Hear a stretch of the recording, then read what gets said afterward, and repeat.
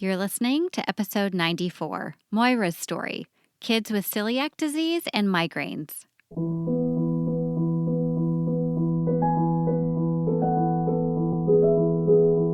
Hello, my friends. I'm so glad that you're here today.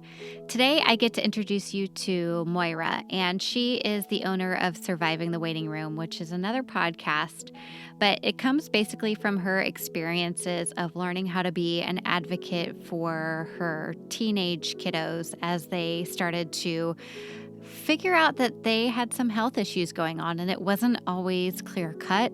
There weren't always direct answers. They have diagnoses now that there's still no exact testing for, so she's gotten really good at finding people to help give her information.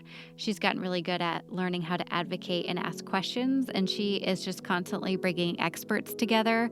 So she offers a lot of value, and she does all of this while still being a mom. So I want to quickly get to her story because I think she's got a lot of important things to say when it comes to, just trying to figure out what's going on and try to find answers, and then also how to relate to teenagers and how to support them as they grow into being young adults.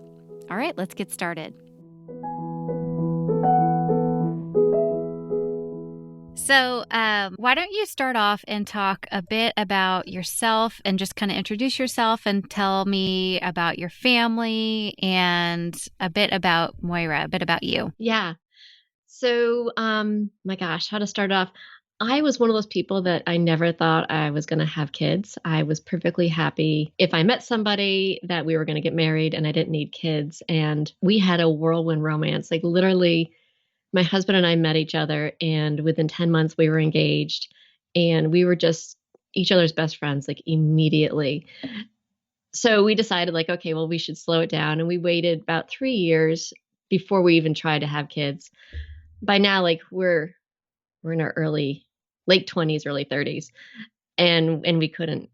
So we tried for a long time, and then we finally went the IVF route, and we had success. We had our first daughter, and then we had a miscarriage, and then we had our second daughter, and everything seemed normal for them. They were very articulate at a young age. They were overachievers in every way, happy kids. But then, things started happening that were strange. And it really happened to our oldest, really. And you always start questioning yourself, like, am I just saying this because it's my first child? I don't really Right. know.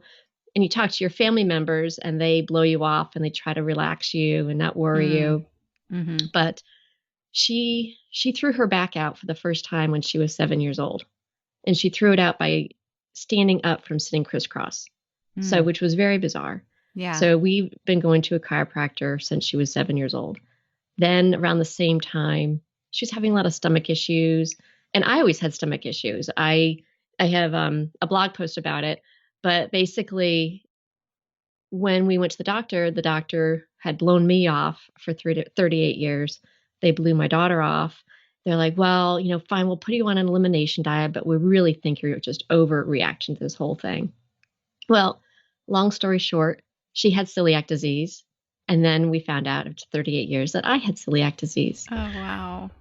So, then you just get used to, okay, well, how do we eat different? And I think that was my first experience with grieving the loss of something, like grieving donuts, grieving, Yeah.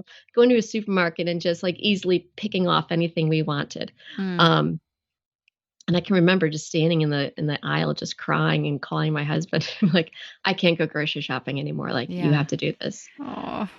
So from there, it was like little things. Like I said, like these were nothing big. It was just always small. There were always a dislocation through elementary school. They were always getting, shin splints or Seaver's disease or some odd thing, but just enough that the pediatrician always thought, oh, they're just those kids. They're just the kids that get hurt. My daughter's name is Molly, and the family always joked medical Molly because something was, we have every single durable medical equipment in our house. We've got crutches and boots and scooters and all sorts of things. Yeah. And then puberty hit. And it was funny because I was listening to one of your other podcasts recently, and they said when their kids were in middle school, that's when things started to happen. Mm. And the same thing really happened to us. That was when things happened that the doctors couldn't ignore anymore. Yeah. And looking back on it, I really see the trigger was probably the body's going through puberty. Mm. And the first one was anxiety, like severe anxiety, to the point that it was panic attacks and anxiety attacks. She wouldn't be able to speak. She would create such a stutter that she couldn't stop. So we actually learned to start texting each other. So she couldn't talk when she was going through these things. So she would use text to talk. So we would lay in bed and talk to each other. And then my youngest daughter, then she got to middle school and then she started having these crazy migraines for no reason. And she has a super high tolerance for pain, which is interesting because the doctors always say, like, if it was anybody else, they would probably be in the hospital nonstop. But since she's such a high tolerance for pain, they had tried every single treatment possible. And the poor thing, over the years, we, did the infusions, we did the acupuncture, we tried every single medication, every type of Western and Eastern medicine that was out there, and we've never found a solution for it. So it was interesting. Like, we would get the anxiety under control and then the migraines would pop up. So they were very nice to us in the beginning. Yeah. That, one child would need us and then the other child would, like, first it was celiac and then it was this and then it was that. And then high school really came. And it was, I think, my husband, I should take one step back and say, when we see the anxiety and when we see the migraines and we see how it's debilitating to them, how they weren't able to, go sleepovers, they weren't able to go away because they would have an anxiety attack or they would have a migraine or they would just be catatonic in some ways. And my husband and I would always have the opinion of, it's our job to make them well enough to live on their own. Like, these are very bright girls. They have no issues at the time cognitively, and we always saw, like, a really bright future for them if we could only get past this hurdle. And that held us, that faith in that we just need to get past this hurdle. We can find a solution. We'll come. And then my oldest daughter started, it was the summer before her senior year of high school. So she's supposed to have the time of her life. She's getting ready for college. She's putting in applications. And she was at rehearsal and she fell like a rag doll and she never got back up. And I told that story a number of times and it chokes me up every time. So the first day, again, like, I really try not to get upset about things. I try not to worry too much. I feel that things will always work themselves out. Yeah. And so the next day, she went back to rehearsal again. And this time, like, she was in a wheelie chair, like they put her in a chair and just wheeled her around because we felt like, okay, this is just some weird thing, like a virus or something, and it will eventually go away. Yeah. Because it's out of the blue. And then by the third day when it didn't, I have a 3-day rule. If it's not better in 3 days, we go to the doctor. Yeah. So we went to the doctor, the same pediatrician that she had with celiac disease. I should have kind of known better. And she's like, I don't know what it is. I have no idea. So she ran a bunch of tests and everything came back normal. And then she's like, all I can tell you is that I think it's all psychosomatic. And I was like, how could she be perfectly happy and normal on one day and unable to function? Like, every muscle in her body is limp. Yeah. Like, how does that work? And she's like, I don't know. You need to go see a therapist. So she went to the therapist. She actually was already seeing one because of her anxiety. And the therapist was like, oh, this is a really serious one because she's not acknowledging it. I forget what it's called.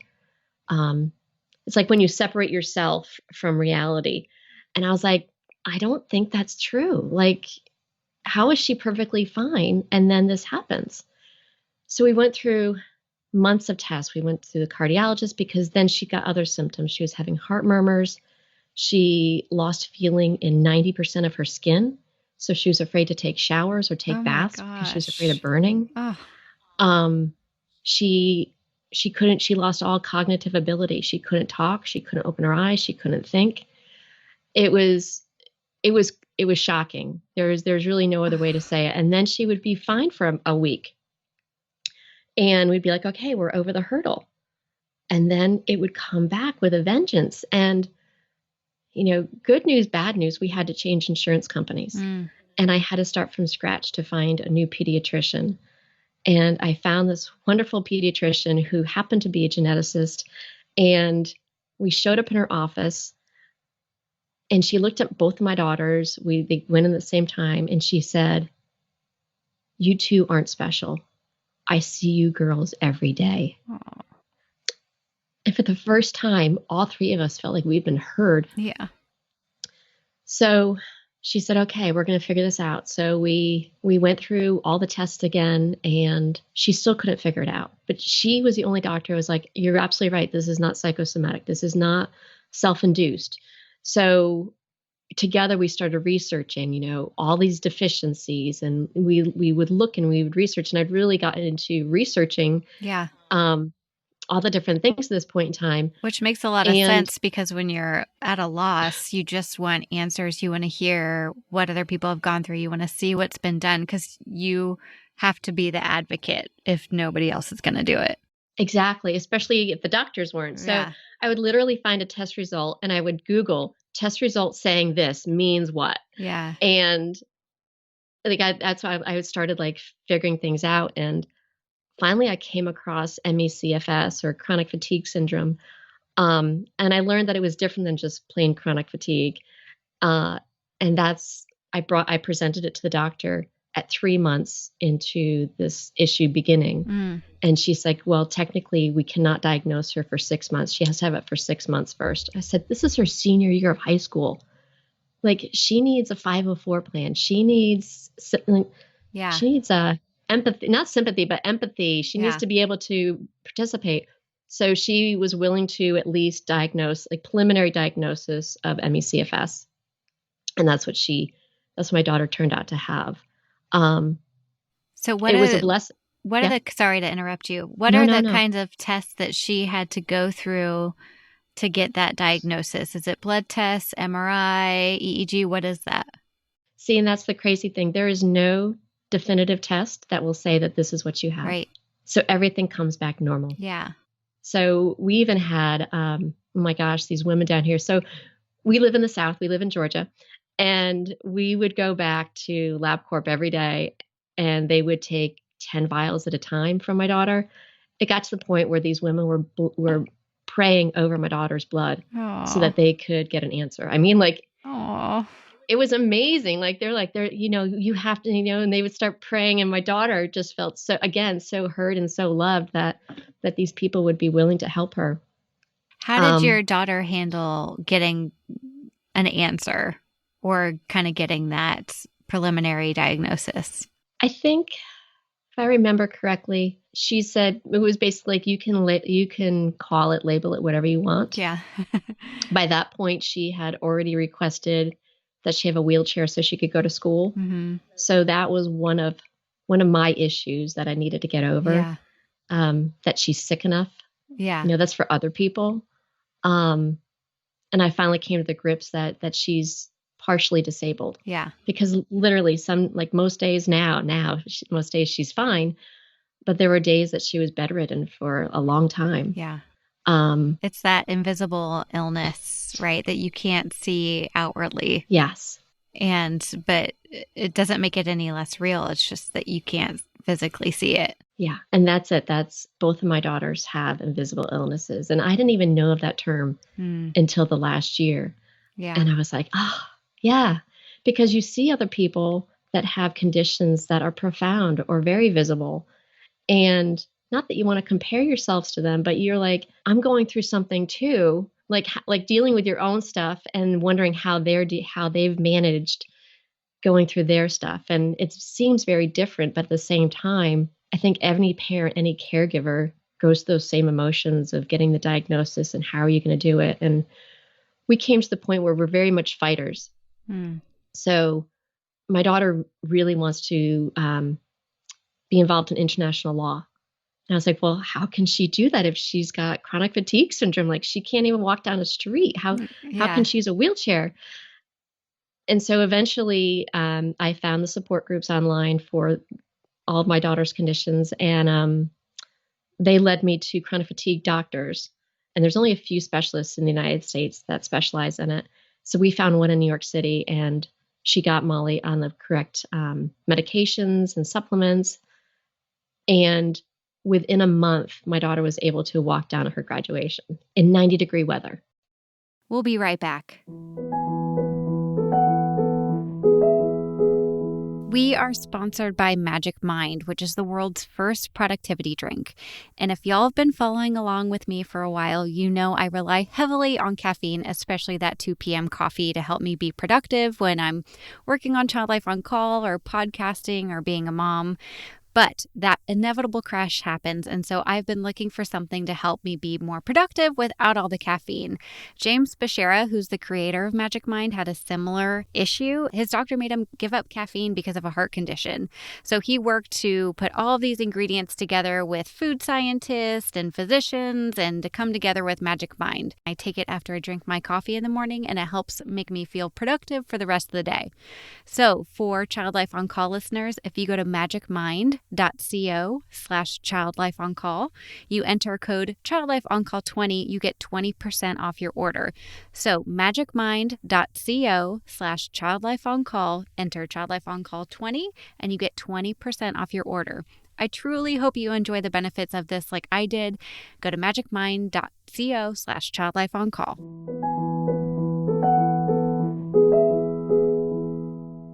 So what are the treatment plans for chronic fatigue? And I imagine it's a spectrum, right? Like some people will have severe case, some people will have less severe case. What was her treatment like? Yeah. My daughter really has mild to moderate chronic fatigue. So in the very beginning, she had some severe days, but generally it was mild to moderate. And the specialist was able to determine that it was caused by a virus. So once they found out it was the virus, then they could start giving her super high doses of medications to not so much kill the virus again, but just kind of make it more dormant. She can never get rid of it. It's just dormant. Okay. Yeah. Wow. How does she do with taking the medication? I assume if it makes her feel better, she's up for it, or it's hard to have a compliant teenager, I imagine. There you go. At one time, she was taking 20 pills 3 times a day. Oh my gosh. And that lasted until she went away to college. Yeah. Well, because I couldn't see the pill case. So she basically lied to me, and she had a huge relapse in school, and then she learned to take her medications again. And now she seems to really just take medications that apply to what symptoms are manifesting on certain days. So I always forget how to say this. So she's got 4 or 5 other conditions that are comorbidities of chronic fatigue syndrome. So she has mast cell activation, she has fibromyalgia, Hashimoto's, and Sjogren's, and endometriosis. So for her, I'm sure she would do really well if she kept taking the medications for chronic fatigue syndrome. But currently, the other conditions are worse right now, the other symptoms. I would love your perspective on, it's not like your kids are little and you can dictate when they go to the doctor and do what they should to take care of themselves. How have you processed that watching your children grow up? I had an epiphany one day. So I do a lot of meditating, and meditating to me helps me just process all of those crazy thoughts and things that during the week I push aside. So on Saturday mornings, usually it's a really long meditation. Like I'll just sit in the chair like for an hour and a half and just process everything. And I realized that my teenage daughters are normal, which is a blessing and a curse. They're completely normal, because if they were regular teenagers that had no issues whatsoever, they would be doing whatever they wanted anyway. And why would I think that they'd be special just because they have conditions? So that actually gave me like a chuckle Yeah. that just like we have to teach them how to, do their laundry and do things from the house so they can be self-sufficient adults, they have to learn their lessons. Mm-hmm. So when she went off to school, I think she learned a really big lesson that this is going to happen and you're away from mom and dad. And your first instinct should not always be to go to the hospital. Like you have to take care of yourself. So you don't have to do that. Yeah. Yeah.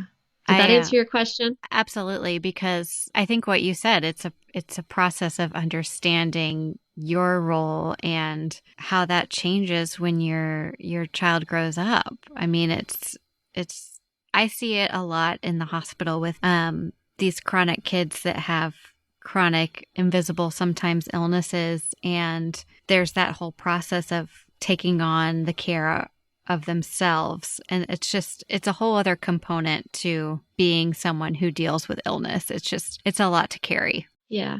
And I do think, as you're saying, that I do see the difference too. So my younger daughter, she's just younger when everything was found out. So they also have hypermobile Ehlers-Danlos Syndrome. That was really what was the underlying issue when they were in elementary school. So what is that? That super flexible. Okay. And it's a hereditary genetic disorder. Okay. So we would always complain to the doctors, not so much complain, but bring these like oddities up to them. Like my daughter walks on the tops, like the backs of her feet, like upside down, like normally. And she can do this. And they're like, oh, those are just tricks that they can do. And I'm like, oh, okay. It's not like now that we know, like they weren't just tricks, like those were warning signs. They always have my daughter's joints are always killing them. That's just not how they are. Yeah. So everything always got written off. But anyway, my younger daughter, because she was younger when she was diagnosed with the migraines and with everything else, she knows that physical therapy works. She knows that if she does the routines that she should for her migraines, she's very aware of taking medications and taking care of herself. Whereas our older one, she only needed to take care of her anxiety. She never needed to take care of her medical side until literally she was leaving for college. Right. So we never had a chance to help her get into that, that rhythm and know when things go bad and when she needs to do that. So I do think that there's an age difference issue as well, like when you start noticing things. Oh, yeah, I agree. You've mentioned meditation. How else do you handle your self-care routine? How do you take care of yourself as their mom? Yeah. It was interesting. Again, I was listening to one of your other podcasts and a while ago, I forget who it was. And she said like she handled her own stuff before she could handle her kids' stuff. And just before all this broke loose with our kids, I had actually trained as a coach, and I was coaching people and a Reiki master. Okay. And those two skills just helped me so much. It helped to keep the communication with my girls open and with my husband open. And the Reiki side, if you don't know what it is energy healing. So it's like that human touch, that human contact. So once I learned it for myself, it really works about balancing out your system. So releasing the extras, releasing the toxins, and purposely bringing in healing and balancing the situation. So I practice it every day, like 20 minutes in the morning. Like that's my meditation. I love that. It's really simple. Like I said, on Saturdays, I do it much longer. And then it's actually helped my girls because they feel the difference. So they don't ask for it so much anymore because they're getting older, but they always asked, I'm having a rough day. Can you sit down and give me Reiki? And we would just sit in front of the TV and they would watch TV and I would just give it to them. And you could just feel the anxiety in them. So when you're giving Reiki to somebody else, it actually flows through you and into them, but it's them that's drawing it through you. Oh, wow. So you can really feel how much balance they need in their body. If it's really off, like if they're having a high anxiety day, you could definitely feel it. When my daughter's joints are hurting, like my hands would get really warm. But to them, it's such a calming, relaxing moment that they just love it. Well, and it's that connection. Yeah. right? It's that connection that you're able to have. I, I can imagine having a teenager or a middle schooler, there's not a lot of time for connection because they're so busy building their social circles. So Yeah. whatever you're able to do, and then you have this positive training on your side to make it even more impactful is really neat. Yeah. Yeah. If I don't know what I would have done if this had happened before I had all that training, like, Mm. because I'm a different person now than I was before. Yeah. Yeah. How so? Oh my gosh.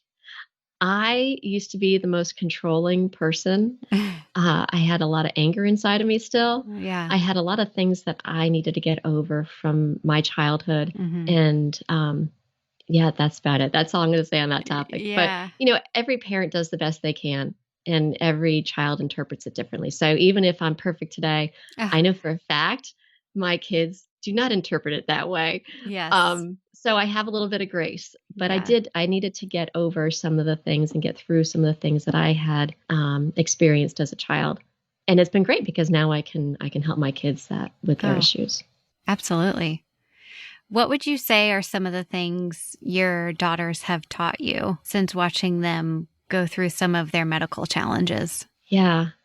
Um, one thing that always like comes right to my mind is to believe. Mm, We were just talking about the invisible issues, the invisible conditions and symptoms, and they're so easily written off they by are. so many professionals, let alone um, just ordinary people in the world. And to believe that they're true and they're experiencing them, that's true for them. And if it's true enough for them, then it's something that we need to take care of. We need to look into. Oh, I couldn't agree more. Yeah. In the hospital, when you can't find that definitive reason or that lab test or something that shows exactly what it is that you're chasing, that doesn't mean that it's not happening. And it's not, Exactly. so regardless of why you think they may not have pain, they do have pain, and so you have to look at that and treat the whole person top to bottom. Yeah. Yeah. And I think like in past generations, other things were going on so much that I think they tried to quiet the kids, and so they try to explain that, oh, you're just making it up. Like I Yeah. hate that phrase. Like, Yeah. oh, they're just exaggerating. Like Yeah. who cares if they are? Yeah. Um and I had literally my own little epiphany before my daughter was diagnosed with celiac disease now. My gosh, how many years ago? Like 10, 12 years ago now. I was sitting on her bed and I don't know if I verbalized it or not. I honestly can't remember. But I was like, I've been sucking it up for 38 years. You Yeah. can too. Yeah. And it was like that moment of, oh my gosh, why should she have to? Like, what have I Right. been doing for 38 years? Yeah. Yeah. Oh, Yeah. that's so true. My friend Jamie, who's been on the podcast, I think was episode 6 or 7. She had a cardiac defect and she was 9 months in the cardiologist appointment and she kept passing out. And they said, well, she's probably just a dramatic baby. It's like, Yes, because what? at 9 months, you know how to be a dramatic baby. What? So, Oh my gosh. it's regardless of whether or not you 100% understand the reason and the science behind it happening, it is happening. And, Yeah. there's so much that we just need to believe in our culture, from past experiences and the way we feel about things. So I'm glad that you brought that up. Thank you for Hmm. saying that. Yeah. Oh, absolutely.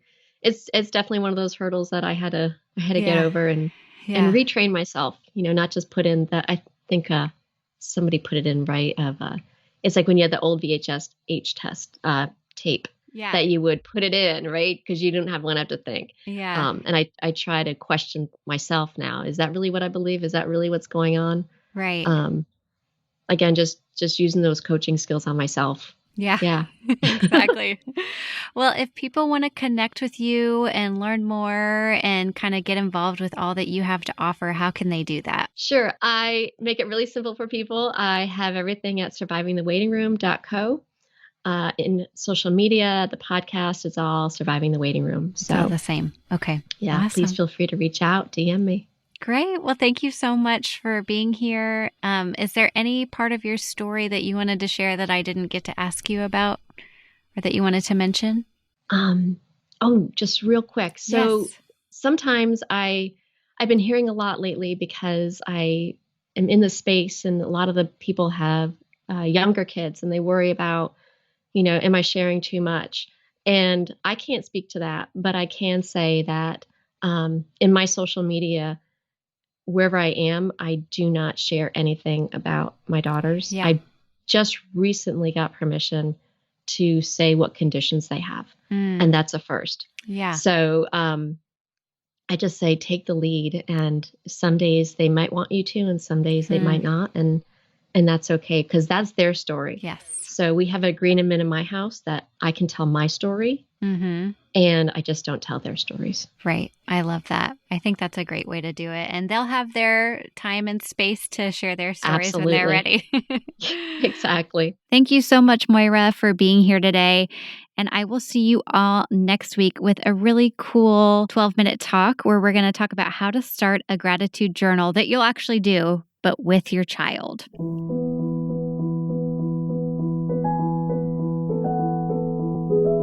Thank you for listening to the Child Life On Call podcast. I'm your host, Katie Taylor, and you can follow us at Child Life On Call on Facebook, Twitter, and Instagram. Please rate and review to make it easier for other families to find us. We have cute merch available at www.bonfire.com/store/childlifeoncall, and you can listen to more episodes and find resources at childlifepodcast.com.